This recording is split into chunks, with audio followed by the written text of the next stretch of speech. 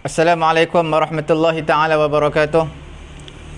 Alhamdulillahi rabbil alamin, wassalatu wassalamu ala rasulina Muhammadin wa ala alihi wa sahbihi ajma'in. Rabbi shrah li sadri wa yassir li amri wahlul 'uqdatam min lisani yafqahu qawli. Rabbi yassir wa la tu'assir wa tammim bil khair wa bika nasta'in wa la hawla wa la quwwata illa billahil aliyyil azim. Alhamdulillah tuan-tuan dan puan dirahmati Allah Subhanahu wa taala. Kita dalam pengajian asas usul fiqh.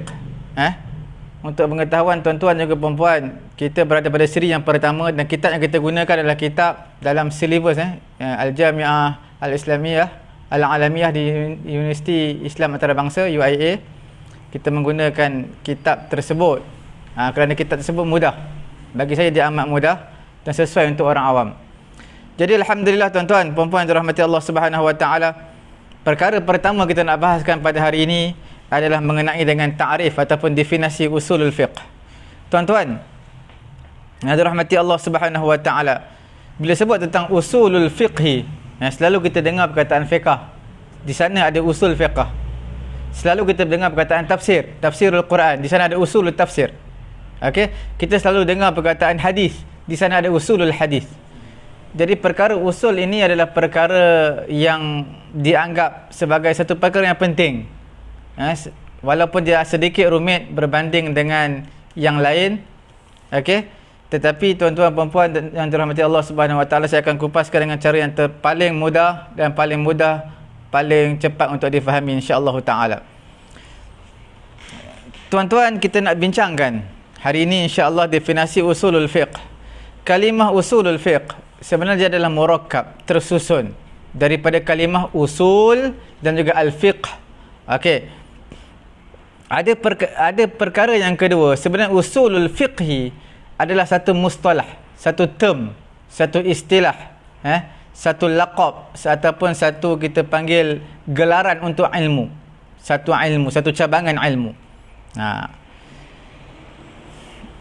Kita lihat kalau dikatakan usulul fiqhi, kalau dia adalah tarkib, dipanggil sebagai murakkab idhafi. Apa itu murakkab idhafi? Iaitu susunan daripada mudhaf dan juga mudhafun ilaih. Usulu adalah mudhaf, al-fiqhi mudhafun ilaih. Okey?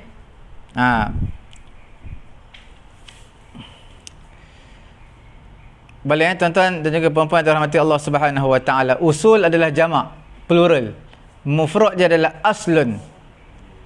Mufrad dia apa? Adalah aslun.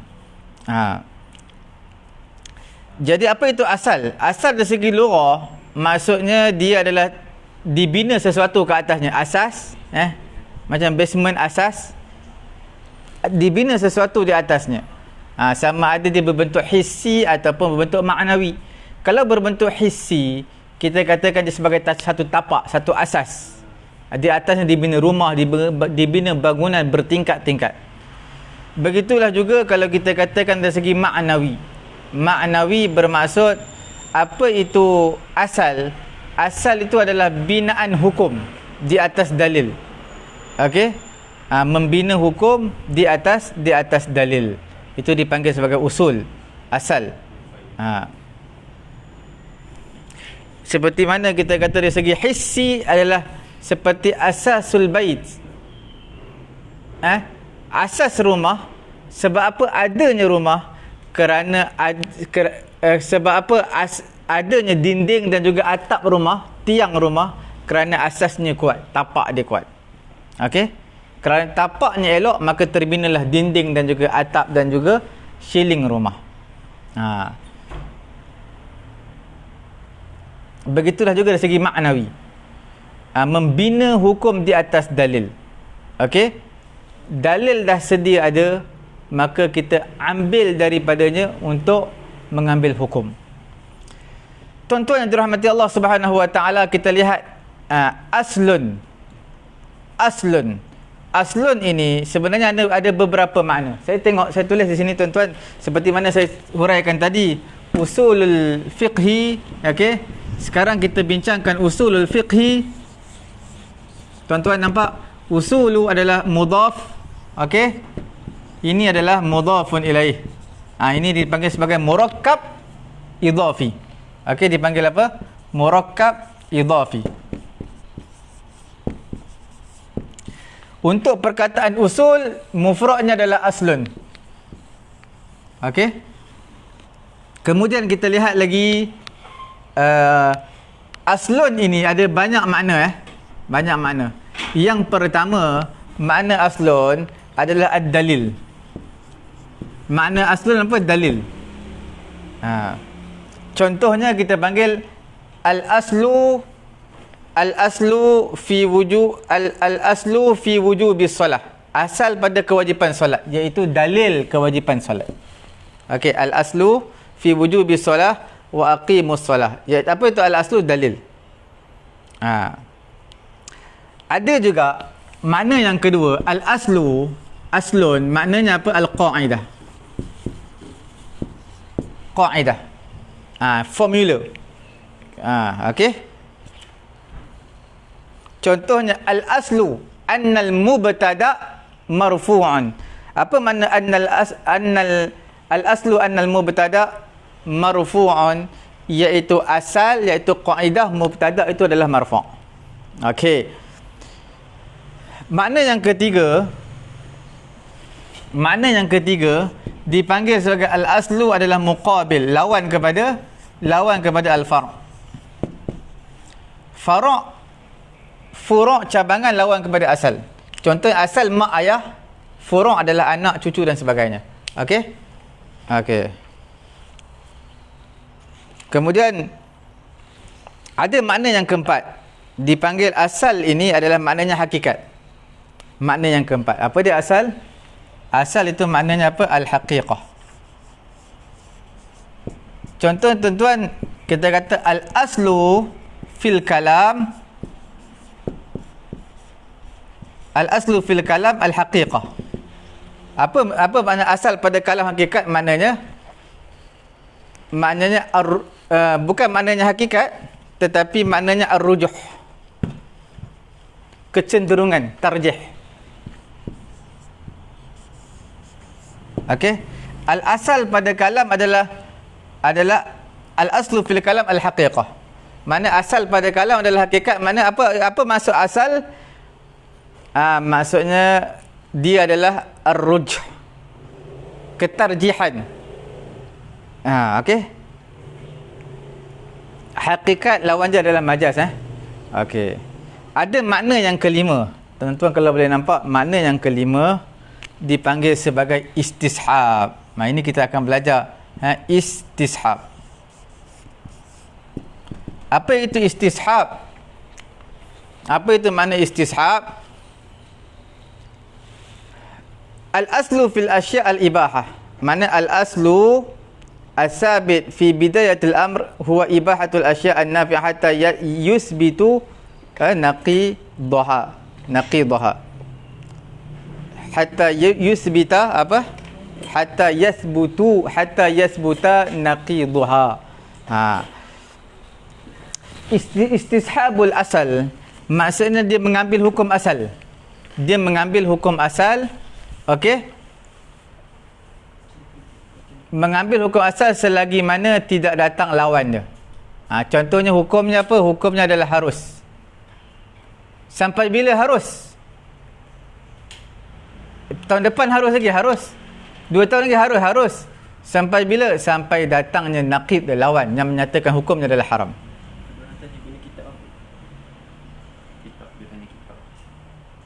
Okey. Kita gunakan ni adalah kitab silibus daripada Universiti Islam Antarabangsa, Al-Madkhal ila Dirasati Usulul Fiqh Al-Islami. Okey.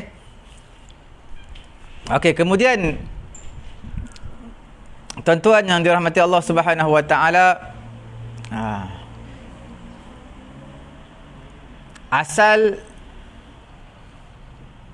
yang ditarjihkan, asal ini makna yang lebih aqrab ila shawab adalah ad-dalil. Al-aslu dengan makna yang pertama iaitu ad-dalil. Okey Okey, tuan-tuan puan-puan dirahmati Allah Subhanahu wa taala. Sekarang kita berpindah pula tadi kita bincang tentang ta'rif al-usul. Sekarang ta'rif al-fiqh. Fiqh ni maksudnya apa dia? Maksudnya kefahaman. Datang dalam Quran doa Nabi Musa alaihi salatu wassalam, Apa dia doa Nabi Musa?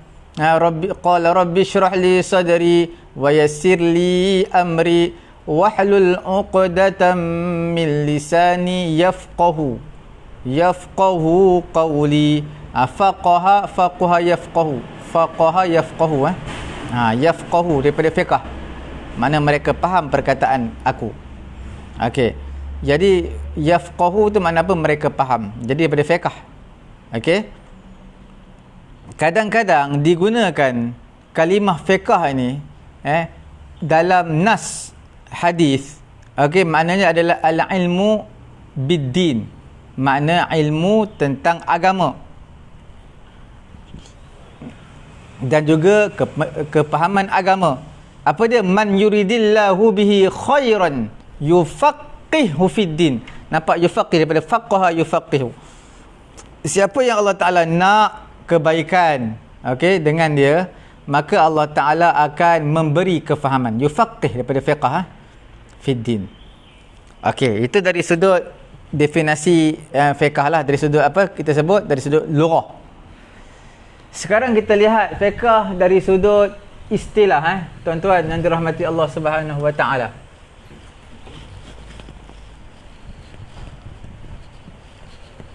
Okey.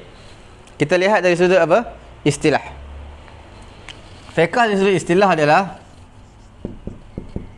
apa dia? Al-ilmu bil ahkam syar'iyyah. Okey.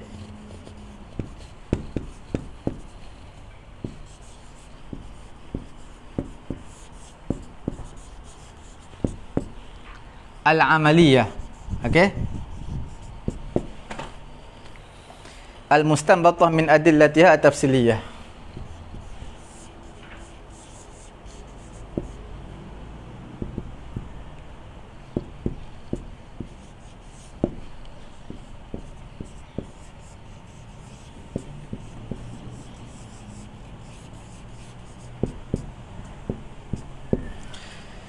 Tuan-tuan dirahmati Allah Subhanahu wa taala. Kita lihat apa itu fiqh dari istilah, iaitu al-ilmu, pengetahuan. Bil ahkam syar'iyyah, tentang hukum-hukum syarak. Al-amaliyah, yang praktikal, yang praktis. Al-mustanbatah, yang diambil. Okey, min adillatiha, daripada dalil-dalilnya. At-tafsiliyah, dalil hukum hakam syarak. At-tafsiliyah, yang tafsil, yang terperinci, yang detail. Okey. Bila sebut tentang syariah, dia merangkumi bagi hukum hakam. Bila sebut tentang syar'iyyah, syariat ataupun syar'iyyah, al-ahkam syar'iyyah, syarak. Bila sebut tentang syariat, okey, tuan-tuan puan-puan dirahmati Allah Subhanahu wa taala, bila sebut tentang syariat, dia merangkumi hukum hakam, bukan sekadar al-amaliyah, tetapi al-i'tiqadiyah, hukum mengenai dengan i'tiqad, tauhid. Al-akhlaqiyah, okey, al-ahkam al-akhlaqiyah. Kemudian al-amaliyah. Al-amaliyah inilah perbincangan kita nak highlightkan di mana al-ilmu bil ahkam asy-syar'iyyah al-amaliyah. Al-amaliyah inilah adalah fiqh. Dia bukan i'tiqad, bukan masalah i'tiqad tauhid, bukannya masalah tentang akhlak, tetapi masalah yang kita nak fokuskan, nak tarkiskan adalah masalah al-amaliyah. Bila sebut tentang al-amaliyah, okey, bila sebut tentang al-amaliyah, dia membabitkan tentang praktis, praktikal ibadat manusia. Bila sebut tentang praktikal ibadat manusia, dia tak semestinya ibadat, muamalat pun termasuk juga. Cuma tuan-tuan yang dirahmati Allah Subhanahu wa taala, dia ada beberapa perkara tentang mengenai dengan hubungan al-amaliyah ini. Dia ada hubungan sama ada manusia, okey, insan, manusia,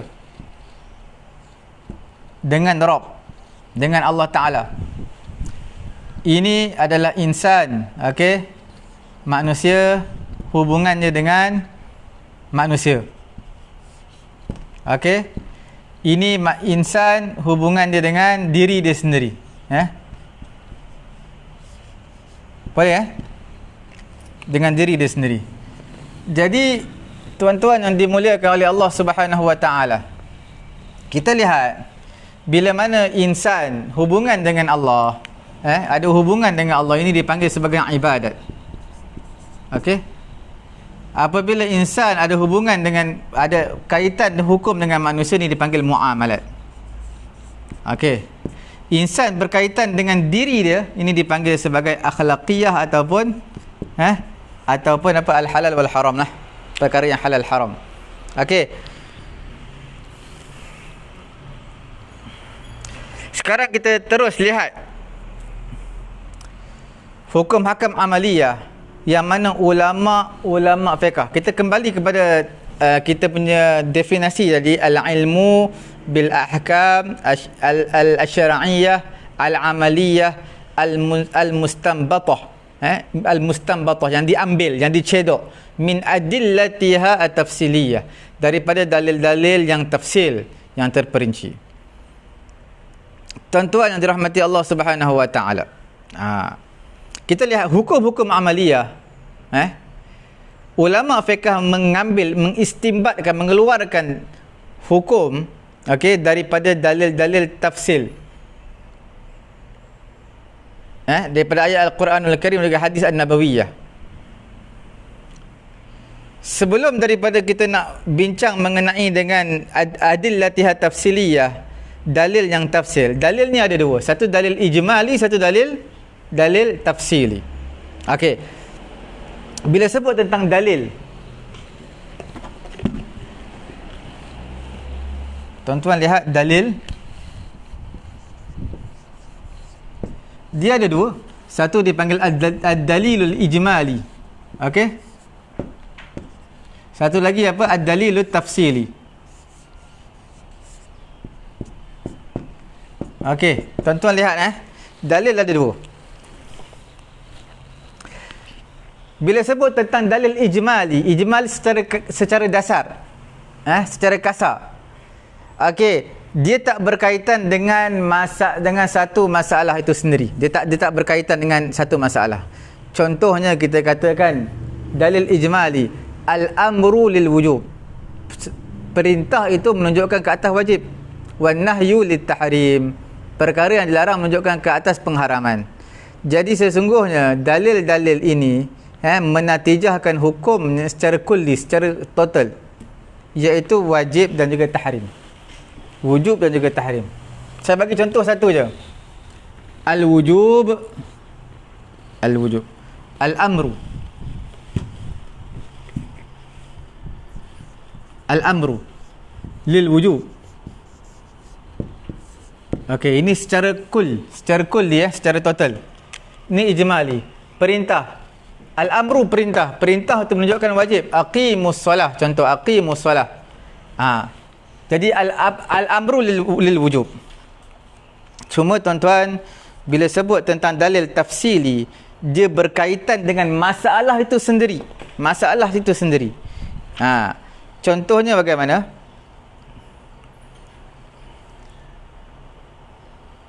Contohnya apa dia? Wa aqimus solah lah contohnya. Aqimus solah, wa aqimus solah.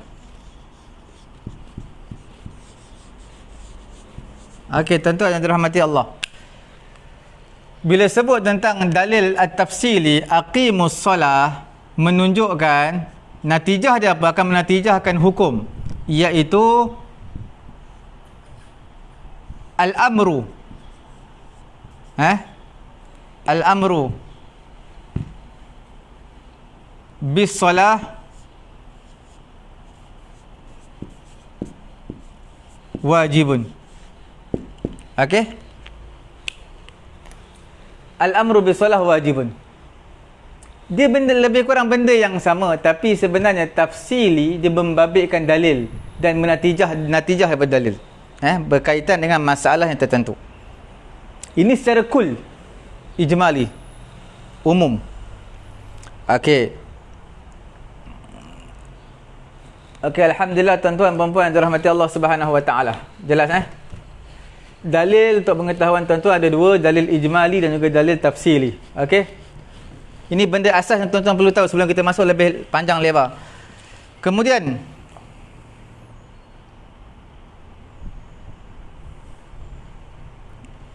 ataupun dalil ijmali, kita panggilkan dia adalah seperti kita kata Quran, hadis, dalil ijmali juga. Quran, hadis, dalil ijmali. Secara umum, dalil. Tapi bila spesifikkan ayat Quran, maka dia akan jadi dalil tafsili. Okey?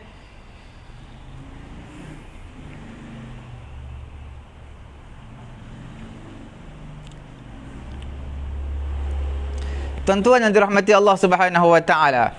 Jadi tugas seorang faqih ni, tugas seorang faqih, orang yang mahir dalam bidang fiqh, tugasnya dari satu sudut adalah dari sudut tatbiqi al-amali, at-tatbiqi praktikal. Tapi tugasan al-usuliyun, ulama-ulama fiqh, ulama-ulama usul, bukan ulama fiqh, ulama usul, dia lihat dari segi an-nazari. An-nazari makna pada segi teori. Dia ada teori, adalah ulama usul. Dari segi praktik adalah ulama fiqh. Boleh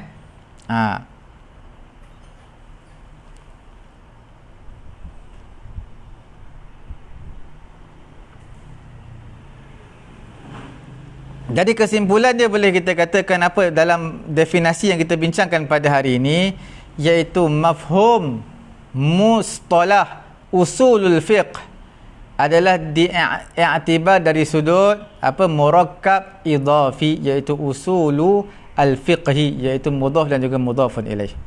Okey, usul maknanya dalil-dalil yang kita bincang tadi, maknanya banyak. Makna yang pertama ditarjihkan itu dalil-dalil.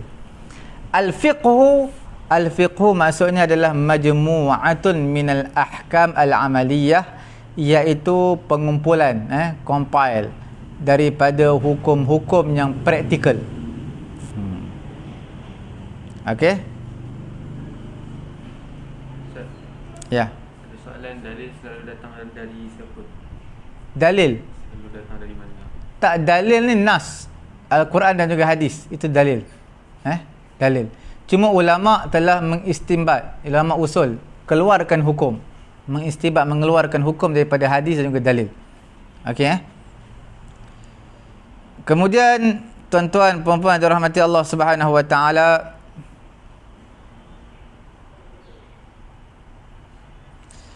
daripada sini jelaslah kita lihat perbezaan antara ilmu usulul fiqhi dan juga ilmu fiqh itu sendiri. Perbezaan yang amat ketara, tuan-tuan.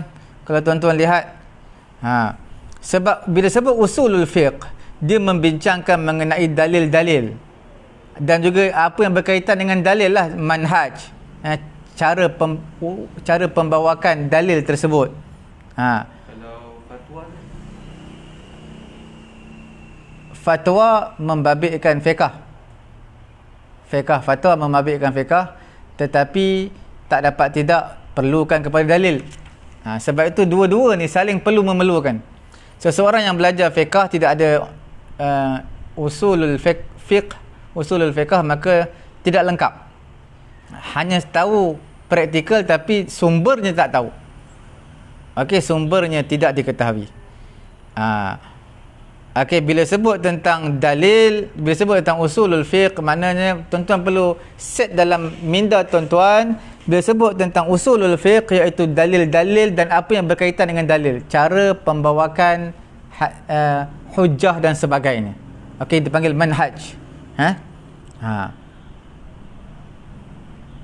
Adapun fiqh tu sendiri, dia mengetahui hukum-hukum fi'lul mukallaf, perbuatan mukallaf.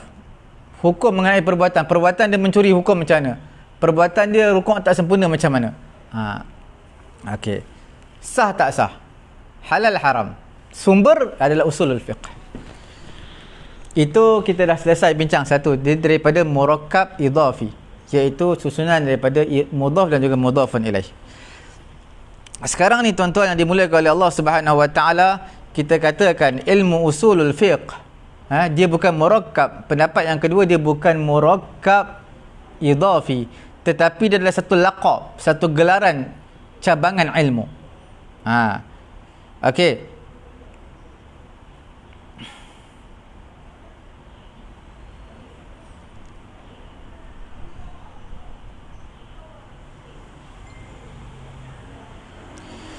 Jadi maksudnya usul fiqh satu bab, satu ilmu. Usulul fiqh adalah satu cabangan ilmu yang lain, ilmu yang berasingan. Okey. Jadi di sini usulul fiqh dengan i'tibar, dengan diambil kira usulul fiqh adalah sebagai laqab, sebagai satu gelaran, sebagai satu bidang ilmu, cabangan ilmu yang lain. Jadi nak bagi tahu kepada kita, dia adalah al-ilmu bimajmu'ah minal qawaid, satu ilmu yang mengumpulkan qaidah-qaidah untuk mengistimbatkan hukum, mengeluarkan hukum syarak yang praktikal.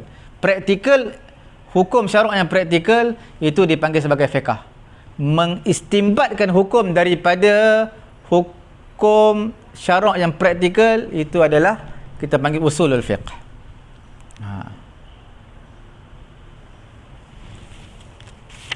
Okey. Kalau tuan-tuan lihat dalam kitab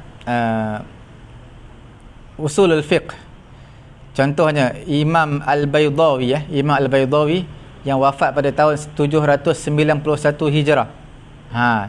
Dalam kitab dia Al-Minhaj, dia bagi tahu apa? Ma'rifatu dalailil fiqhi al-ijmaliyah wa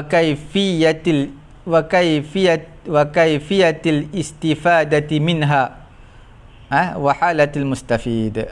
Okey, mengetahui dalil-dalil fiqh yang ijmali. Okey, mengetahui apa? Dalil-dalil fiqh yang ijmali. Kemudian cara untuk istifadah, mengambil manfaat daripada dalil-dalil fiqh yang ijmali. Kemudian halatil mustafid, keadaan orang yang mengambil istifadah, orang yang mengambil manfaat. Ni dalam kitab dia, tajuk kitab dia lah,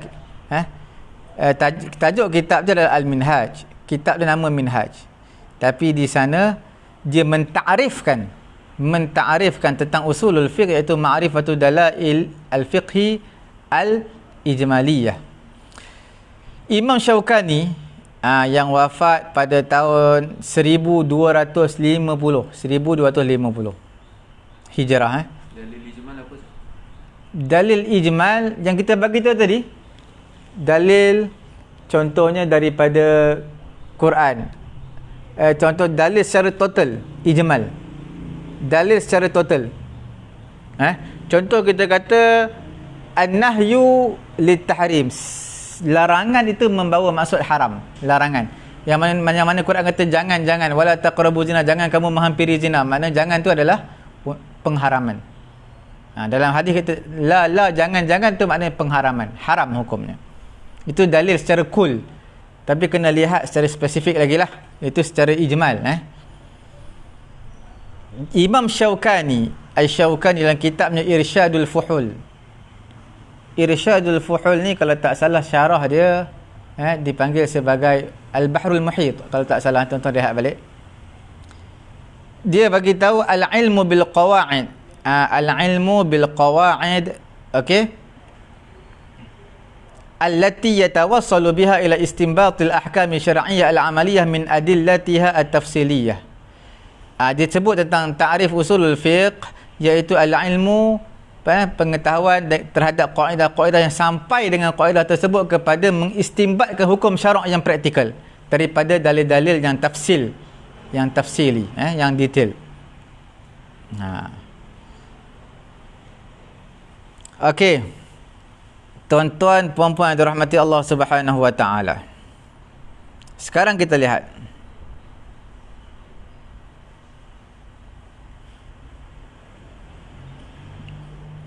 apa maksud mengumpulkan kaedah, pengetahuan terhadap kaedah-kaedah.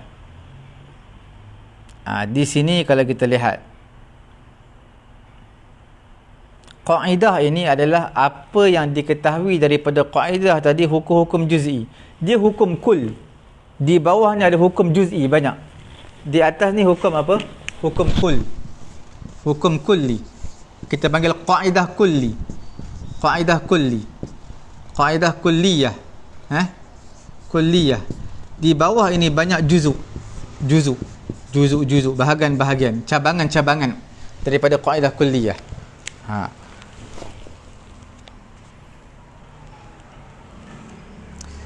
Contoh ala sabilil mithal, contohnya wa aqimus solah wa atuz zakah. Okey, tuan-tuan lihat kaedah kulli. Kita tengok apa kaedah kulliyah, iaitu aqimus solah. Ayat Quran, kita tengok ayat Quran. Aqimus solah. Okey, kita tengok aqimus solah. Di sini kita boleh faham apa dia dalam ayat ini. Yang kita faham daripada ayat ini, yang pertama, aqimu adalah, yang pertama adalah fi'il amar. Kemudian amar itu, fi'il amar itu adalah mengkehendaki, adalah wajib. Okey. Jadi menatijahkan dua ini, iaitu menatijahkan apa? Hukum mendirikan solat, iqamati solat adalah wajib. Okey, boleh aqimus solah. Aqimus solah, apa yang kita faham dari aqimus solah? Aqim ni, inilah pertama, dia adalah fi'il amar. Dari segi lughah, segi nahwu, lughah, bahasa, dia adalah fi'il amar. Yang kedua, bila sebut tentang amar, amar ini adalah lil wujub, yang kita bagi tahu tadi. Okey, bila sebut tentang amar lil wujub, dia ada menatijahkan kedua ini adalah mendirikan, hukum mendirikan solat adalah wajib. Nampak hukum mendirikan solat adalah wajib. Okey.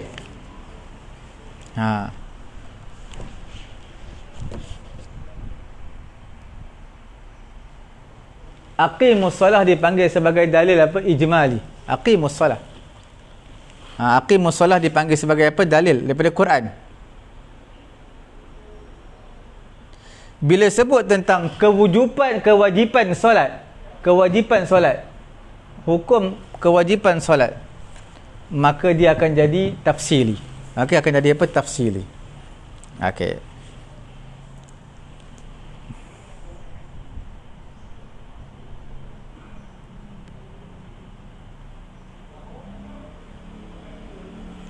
Tuan-tuan lihat, contoh, saya bagi contoh satu je, tapi kita lihat kaedah daripada kaedah ilmu usulul fiqh.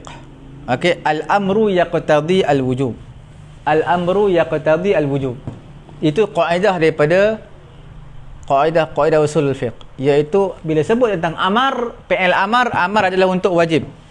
Okey, bila natijah istidlal kaedah ini, ulama kata natijah apa? Iaitu hasil, hasil daripada istiqra', kajian, ataupun hasil daripada istidlal, mengambil dalil daripada aqimus solah berdasarkan komponen 1 dan 2 ini, maka menunjukkan hukum mendirikan solat itu adalah wajib. Okey?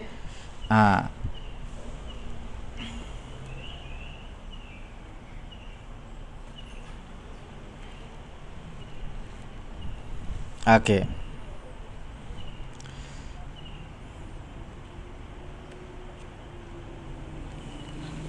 Setakat tu tuan-tuan boleh nampak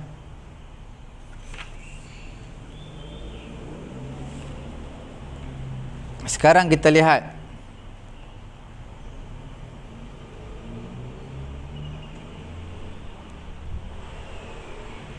perbahasan. Sekarang jam berapa? 11.23. Oh, kita habis sebelah 15. Rasa ini sudah cukup lah untuk kita pada hari ini. Begitulah juga tuan-tuan buat contoh satu lagi pun boleh. An-nahyu lit-tahrim. Larangan adalah untuk pengharaman. Jadi benda yang sama juga, susun komponen pertama, komponen kedua, menatijahkan hukum sekian-sekian adalah haram. Okey?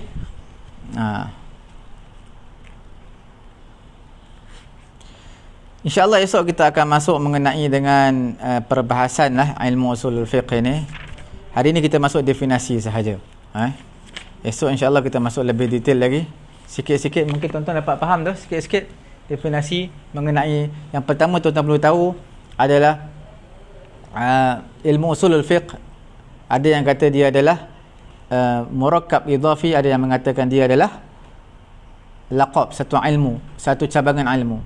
Kemudian dia ada, kita panggil usulul fiqh, usul daripada asal. Asal tu ada ulama kata makna dalil. Bila sebut tentang dalil, ada dalil ijmali, dalil tafsili. Itu tuan-tuan perlu tahu yang kita huraikan tadi. Kemudian daripada komponen-komponen dalil ataupun kaidah, atau daripada komponen-komponen yang dikumpulkan daripada hujjah ayat Al-Quran ataupun hadis, maka akan melahirkan satu natijah. Natijah tersebut adalah hukum mengenai hujjah yang dibacakan di atas. Cukup sekadar ini insya-Allah. Tuan-tuan puan-puan yang dirahmati Allah, kita bertemu kembali esok pada siri yang kedua, pengajian asas usulul fiqh. Mudah-mudahan Allah Taala memberi kefahaman kepada saya dan juga tuan-tuan. Okey, jangan lupa tekan butang share, sama-sama memanfaatkan, memanjangkan pengajian kita pada pagi yang mulia ini insya-Allah. Subhanallahumma wa bihamdihi, subhanakallahumma wa bihamdika, asyhadu an la ilaha illa anta, astaghfiruka wa atubu ilaik.